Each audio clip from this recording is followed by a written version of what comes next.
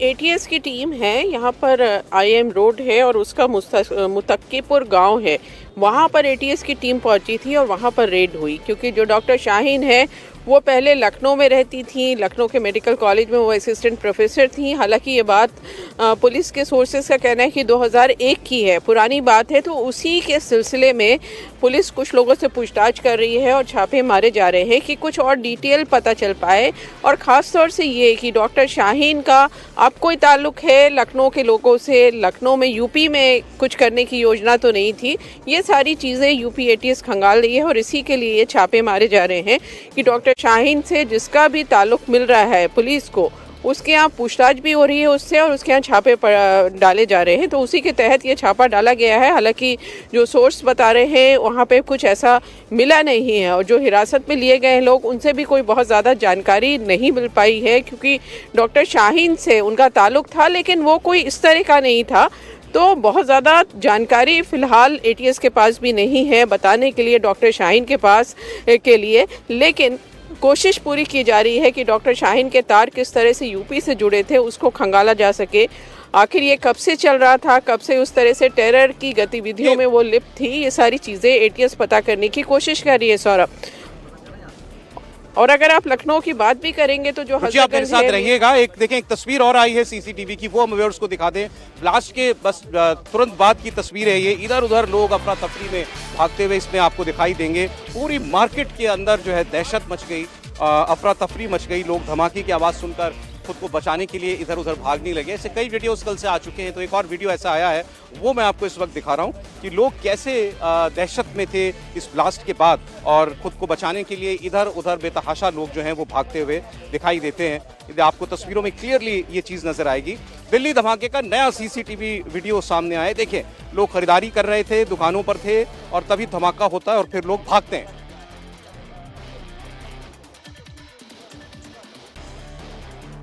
ये एक्सक्लूसिव तस्वीरें आप देख रहे हैं। लाल किले के पास जो धमाका हुआ उसकी एक नई तस्वीर आई है। अच्छा, जिस गाड़ी में ब्लास्ट हुआ था उसकी जांच से पुलिस को बहुत सारी इनपुट्स मिले हैं। ब्लास्ट में इस्तेमाल i20 कार के मालिक कई बार बदले गए, हाथों हाथ ये गाड़ी कई बार जो है वो बेची गई थी। कई ट्रांसफर्स जो हैं इस गाड़ी के फर्जी आईडीज पर हुए थे। ये बहुत महत्वपूर्ण है। मतलब ये साजिश आज की नहीं है, बहुत पुरानी थी। तभी इस गाड़ी को इस्तेमाल करने के लिए कई महीनों से एक साजिश बुनी जा रही थी। फर्जी आईडीज का इस्तेमाल करके इसको दूसरे ग्राहक को बेचा जा रहा था। और ये भी पता चल रहा है कि कार की बार बार बदली गई ओनरशिप आतंकी हमलों में इस्तेमाल होने का एक आम तरीका है और यही तरीका आतंकवादी आत्मघाती कार बम हमलों में अक्सर अपनाते हैं, ताकि ट्रेस बैक करना मुश्किल हो एजेंसीज के लिए कि कहां से ओरिजिनेट हुई दरअसल वो गाड़ी, किसके हाथ से गाड़ी पहले निकली थी। अच्छा, एक आईडी पुलवामा के एक निवासी हैं के नाम, एक पुलवामा के निवासी पर भी के नाम पर भी एक आईडी थी इस गाड़ी की, जिससे शक गहराया हुआ। लेकिन एक सवाल जो अभी भी एजेंसीज की जांच में बना हुआ है कि इस ब्लास्ट के बाद अमूमन ऐसे धमाकों के बाद जो सड़क पर गड्ढे वगैरह होते हैं इलाके के आसपास, वो नहीं देखे गए हैं। तो ये ज़रूर एक तफ्तीश में एक ऐसी चीज़ है जिसके तह तक पहुंचना है। अच्छा, ये भी क्लियर है कि इस गाड़ी का रजिस्ट्रेशन नंबर हरियाणा का था, HR 26CE7674 का मोहम्मद सलमान के नाम पर रजिस्टर्ड है। जो RC है उसमें यही नाम दिखाई देता है, मोहम्मद सलमान। और जब पुलिस उस सलमान की तलाश कर रही थी तो वो सोहना में ये व्यक्ति जो है मिला और उसने बताया कि ये गाड़ी वो 1.5 साल पहले बेच चुका था। ये भी इम्पोर्टेंट है, 1.5 साल पहले ये गाड़ी बिकी थी। और पुलिस को सलमान ने ये भी बताया है कि उसने ये गाड़ी दिल्ली के देवेंद्र नाम के शख्स को बेची थी।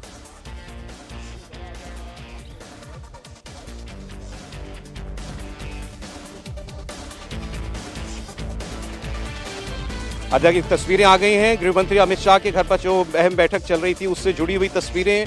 गृहमंत्री की बैठक में IB, NIA, दिल्ली पुलिस, तमाम एजेंसियों के जो शीर्षस्थ अधिकारी हैं वो इस बैठक के अंदर मौजूद थे। हमने आपको जानकारी दी थी कि ये बैठक अब से थोड़ी देर पहले ही खत्म हुई है और गृहमंत्री जो हैं उन्होंने पूरा अपडेट इस बैठक में लिया है। रात भर ये गृह मंत्री खुद प्रधानमंत्री भी इनफैक्ट प्रधानमंत्री ने अभी भूटान से बताया था कि वो रात भर अधिकारियों के साथ बैठक कर रहे थे और सीधे जब ये घटना हुई उसके बाद गृहमंत्री और प्रधानमंत्री की बात भी हुई थी और इसी आतंकी हमले से जुड़ी एक अहम meeting home minister Amit Shah के घर पर चल रही थी, जिसमें दिल्ली पुलिस कमिश्नर और एनआईए के डीजीपी थे। जम्मू कश्मीर के डीजीपी भी इस बैठक में वर्चुअली कश्मीर से जुड़े थे। तो ये इस मीटिंग की तस्वीरें अभी अभी रिलीज़ की गई हैं, वो हम आपको इस वक्त दिखा रहे हैं।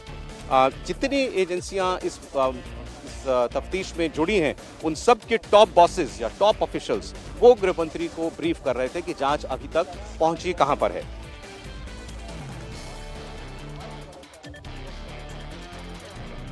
फरीदाबाद में एक यूज्ड कार शोरूम से इस कार को पुलवामा के एक निवासी को बेचा गया जिसका नाम आमिर बताया गया है और दिल्ली पुलिस के सोर्सेज के मुताबिक आमिर ने फिर ये कार तारिक को दी और तारिक ने इस गाड़ी को डॉक्टर मोहम्मद उमर को थमाया, वो व्यक्ति जिसने कल फिर इस ब्लास्ट को अंजाम दिया। अब वो खुद इस गाड़ी में था, ये अभी तक की जानकारी में सामने आया है। क्या ये सुसाइड बॉम्बिंग थी, क्या वो इस धमाके में मारा गया, ये इसकी कंफर्मेशन होना बाकी है। लेकिन आप देखें फरीदाबाद का यूज्ड कार शोरूम, पुरानी गाड़ियों की दुकान, वहाँ से ये गाड़ी एक आमिर नाम के शख्स को पुलवामा में बेची जाती है, वो तारिक को देता है और तारिक इसको उमर को देता है। फरीदाबाद का रॉयल कार जोन ये वही जगह है जहां से आमिर नाम के शख्स ने वो i20 कार खरीदी और इसकी फ़ोटो भी दिखाई दे रही। बताया जा रहा है कि सबसे पहले सलमान को हिरासत में लिया गया जो इस गाड़ी का ओनर है और उसके बाद जब उससे पूछताछ हुई तो उसने बताया कि देवेंद्र नाम के शख्स को उसने ये गाड़ी बेची थी। लेकिन इसके बाद एक फ़ोटो जब तफ्तीश की गई, इंटेलिजेंस डिपार्टमेंट ने ढूंढा तो एक फ़ोटो दिखी जिसमें दिख रहा है कि आमिर नाम का जो शख्स है वो उसने गाड़ी की चाबी हाथ में पकड़ी हुई है और वही i20 कार है जिसमें ब्लास्ट हुआ है। वो गाड़ी यहीं से खरीदी गई थी। ये रॉयल कार जोन है जिसमें नंबर डिस्प्ले, हालांकि नंबर स्विच ऑफ है। हालांकि आसपास के लोग जरूर बता रहे हैं कि कल रात को इंटेलिजेंस और पुलिस के तमाम लोग आए थे और उसके बाद इस गाड़ी की जो दुकान है उसके ओनर को यहाँ से पूछताछ के लिए हिरासत में ले लिया गया, उससे पूछताछ की जा रही है। अब इंटेलिजेंस डिपार्टमेंट ये कड़िया खंगाल रही है कि आमिर, तारिक, अनवर क्या एक के बाद एक गाड़ियाँ ये उनको सुपुर्द की गई और उसके बाद फिर इस गाड़ी को ब्लास्ट में यूज़ किया गया। दूसरी बात ये भी माना जा रहा है कि पुलिस का मानना है कि ये गाड़ी को कई बार खरीदा और बेचा गया है और उससे पहले इसका जो सबसे पहले जो हरियाणा नंबर की जो गाड़ी है इसका ओनर सलमान नाम का था, लेकिन उसके बाद ये यहाँ पर कैसे गाड़ी आई जबकि उसने देवेंद्र को बेच दिया था, इसके बारे में तलाशी ली जा रही है, पूछताछ की जा रही है। और उसके बाद क्या आमिर ने तारिक और उसके बाद क्या उमर को ये गाड़ी दी थी, ये तमाम चीज़ों की कड़ियाँ जोड़ी जा रही हैं जिसका कनेक्शन पुलवामा तक के पहुँच रहा है। हालांकि पुलिस अभी कुछ भी कहने को तैयार नहीं है, लेकिन ये बात ज़रूर है, इंटेलिजेंस डिपार्टमेंट ने माना है कि इस गाड़ी को कई बार खरीदा और बेचा गया है और जिस तस्वीर के आधार पर ये तलाशी की जा रही है कि गाड़ी यहाँ से खरीदी गई है, उस तस्वीर के आधार पर ही यहाँ पर आकर पुलिस ने यहाँ के ओनर को हिरासत में ले लिया है और अब पूछताछ की जा रही है। तो ये मनीष की रिपोर्ट आप फरीदाबाद से देख रहे थे, जहां से एक पुरानी गाड़ियों की शोरूम से इस गाड़ी को कई हाथों बेचा गया, फिर ये डॉक्टर उमर मोहम्मद तक पहुंची जो इस ब्लास्ट का दहशतगर्द माना जा रहा है। और यहाँ लाल किले पर अभी भी कई एजेंसियों के कई सीनियर अफसर पहुंच रहे हैं जांच में शामिल होने के लिए, अपडेट लेने के लिए। कुमार सोनू के पास चलते हैं। क्या खबर सोनू? देखिए अभी इन्वेस्टिगेशन चल रही है। बताया जा रहा है एनआईए के स्पीड के बारे में आपको पता चल पाया। अरे यार, अरे माइक तो नीचे कर लो, कैमरा पीछे करो, इतना आगे मत ले जाओ यार। सिक्योरिटी से रिलेटेड अरे मोबाइल भाई आइए नीचे, रवि नीचे आई। मदद क्या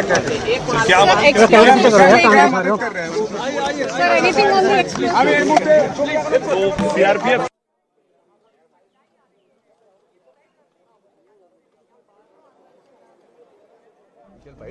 ये शायद सोनू, क्या ये सीआरपीएफ के अधिकारी थे जो पहुंचे हैं अभी लाल किला?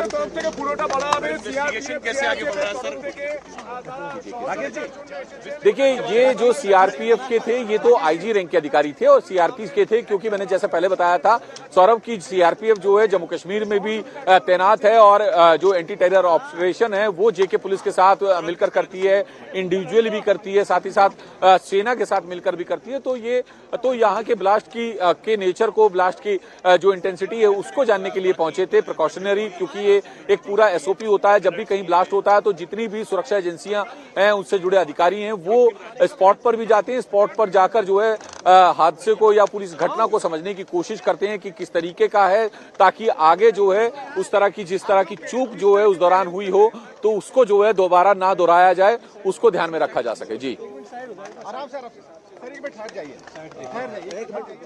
ठीक है, तो ये तफ्तीश में शामिल सारी एजेंसियां अपने अपने मुताबिक जो योगदान दे सकती हैं, जो यहाँ से या लीड्स ले सकती हैं, उसके लिए सभी एजेंसियों के इनपुट्स लेने के लिए अधिकारी यहाँ पर पहुंच रहे हैं। और गृह मंत्री के घर पर चल रही वो अहम बैठक भी खत्म हो गई है। उम्मीद करते हैं कि कुछ देर में जो है किसी भी, चाहे दिल्ली पुलिस हो या और जो एजेंसियां इस एक्टिव हैं, उनकी तरफ से कुछ और अपडेट दिया जाए। जो गिरफ्तार हुए लोग हैं, खास करके डॉक्टर्स का जो पूरा गैंग है जम्मू कश्मीर का, इनके बारे में इन्होंने पूछताछ में क्या और बताया है, इनसे जुड़े और कितने लोग हैं जिनकी तलाश पुलिस इस वक्त कर रही होगी, ये सारी बातें अभी अननोन है, जो जांच में और सामने आएंगी।